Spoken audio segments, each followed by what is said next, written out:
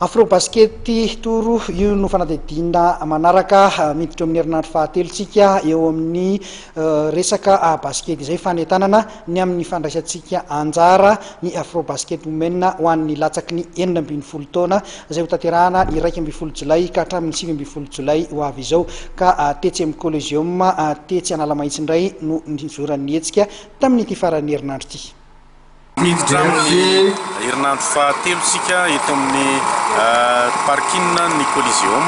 ao anatin'ny hetsika Afrobasket FIBA 33 hetsika izay marihana fa ny fampahafantarana ny fandraisan'ny Madagasikara ny hetsika Afrobasket fifaninan'ny Afrikanina izay tanterahana hatramin'ny 7 ny volana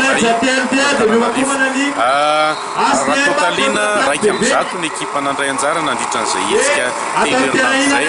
mizara sokajy taona roa latsaky ny 17 taona zazalahy sy mihoatra 17 taona zazalahy ny toen'ny fandaram-potoana dia aorinan'ny androany dia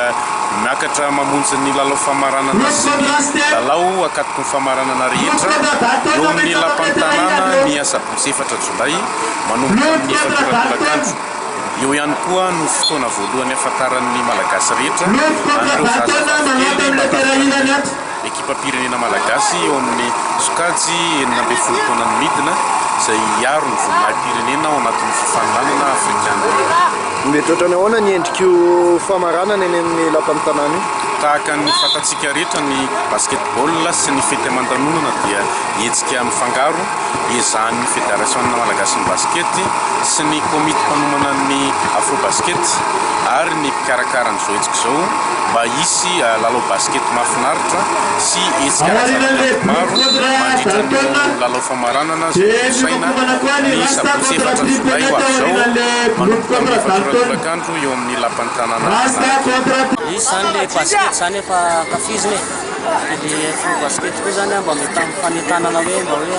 hijery basket anotsina ny ranabavitsika izay manao Afrobasket women ity taona ity.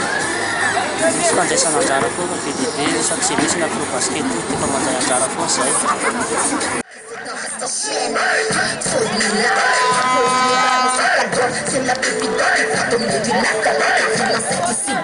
Terminant musique là-bas.